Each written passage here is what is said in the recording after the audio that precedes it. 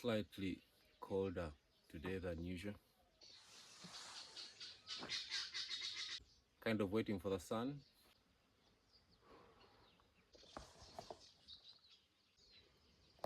Those are our little panels. They do a great job most of the time, but on days like this, we struggle filling up our batteries with juice. So we have split the purpose or the role of the panels into mainly three categories. We have one for lighting, we have one for the internet, and then we have one for charging our power station.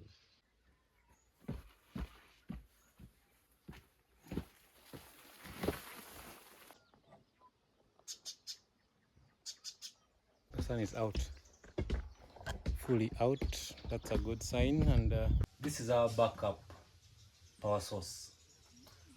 The solar panel I showed you on the roof charges this one directly, and if it's a good day of sun, this fills up within maybe 4 hours. It's full. Currently it's at 84 and we have no sun, but the good news is I have this power bank, which the anchor fills this up like within an hour and it's already full. So I have a backup. If my phones run out of power, I can just charge it fast. So it also has a light at night. I can use this, and it does a good job actually. It has this yellow warm light. Yeah, so it is so this is the inlet for the solar, and this is the inlet if you're going to charge with the electricity, AC. So it is 11 to 32 volts, 10 amperes, 32 volts, 60 volts, and 12.5 amperes. It's a 600 watt max when it comes to solar. So with a 100 watt, 200, 100 watt solar panel, you can charge that easily. Our computers are priority when it comes to charging. Computers, and then the phones, then the lighting. Then these are secondary, our power tools. We have a drill and then we have a wrench.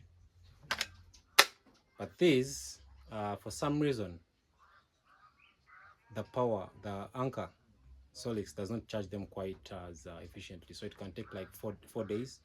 It brings in very little juice into it. So I don't know why. So if anyone knows why that anchor Solix cannot charge these efficiently, feel free to share that in the comments. So let's go to the next part. You can bear with me for the setup. We are in the middle of organizing the studio stroke workshop. So this is my it's a solar charge controller, which uses an old anchor Solix, an old anchor panel still. That is my old anchor Solix panel. It was a 100 watt panel. So this charges these batteries, that one and that one. So, and those are responsible for aquaponics pump. You can hear that under there. And then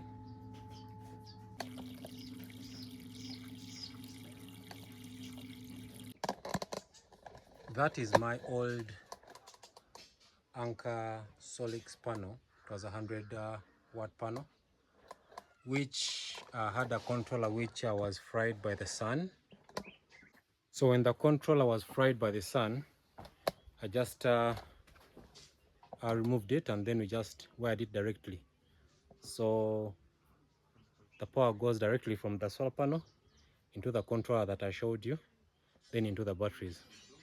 So the controller that comes with a solar panel, that is off for now.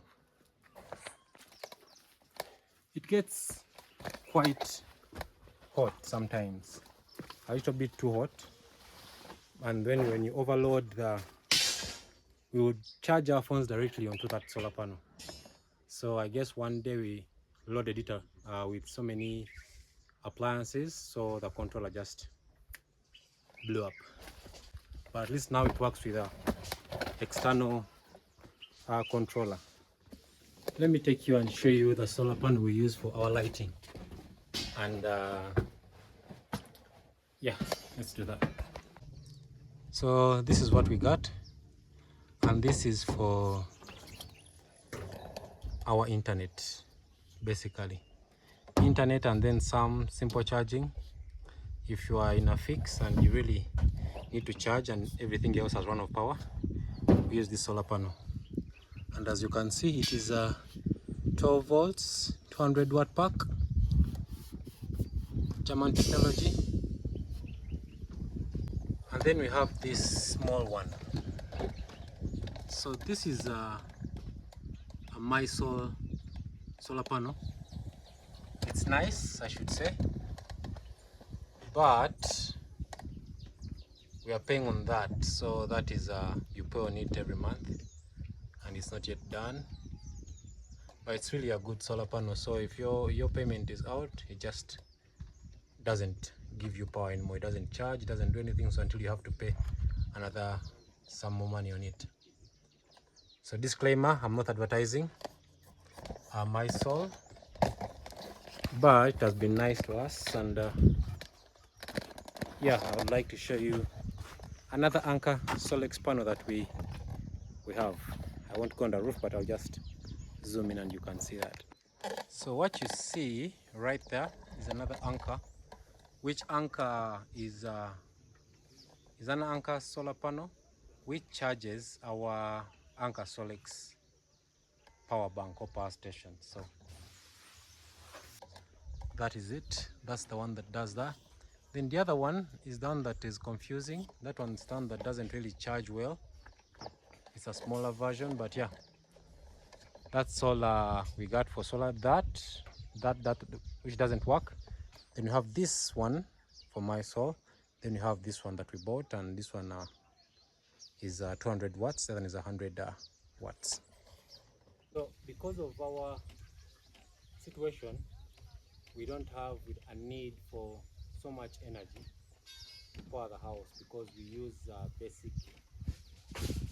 The use for solar is for basic things that we need, that we can't do without, like charging our phones and laptops and lighting. So anything out of that bracket, we can't really afford to use it currently. So when everything comes to the worst, run out of juice on each and every power bank or battery that we have, let me show you an alternative that we kind of use sometimes, but it still has a long way to go. I saw this guy on YouTube who, especially these people from Asian countries, those people are really creative, and I've seen them use engine cars as a power alternative. So they run the alternators and then they charge the batteries. I tried that, it works. So we had to get an old engine. We haven't quite used it as efficiently and as we want, but on very, very bad days, we use it to charge our batteries, which in turn charge our computers. So this is it. When we run this for maybe 2 hours, it's able to generate electricity from that alternator. Then we are able to charge these batteries that we get. Sometimes I get them from the scrap market, but sometimes we buy new ones. So this is an alternative that we have currently. I've tried to use it before and it works fine. It overheats sometimes, but then I have to find a way to cool it. So I just run pipes through the tap, then through the engine, then outside, and pours out. So I'm trying to find a way to ease that process so I can efficiently use it. Yeah, and that's how we are able to get all our power needs from the solar panels we have currently. The used car engine, like you saw, So we are able to live frugal with electricity, if that's a thing. Yeah, so we do that. And we manage so far. We've been living here for 2 years now. We didn't get everything at once, but over time we have come learning new tricks and trying to improve what we have. So if you have anything you can share about what I just shared, it's really a good, I would really appreciate that. Feel free to throw in a comment, a hack that I can use so I can improve my situation. Because if you've done it and it has worked for you, feel free to share it. My name is Peter from The Outpost Homestead. And if you haven't subscribed, please feel free to subscribe. And I'll definitely catch you in another one. Bye.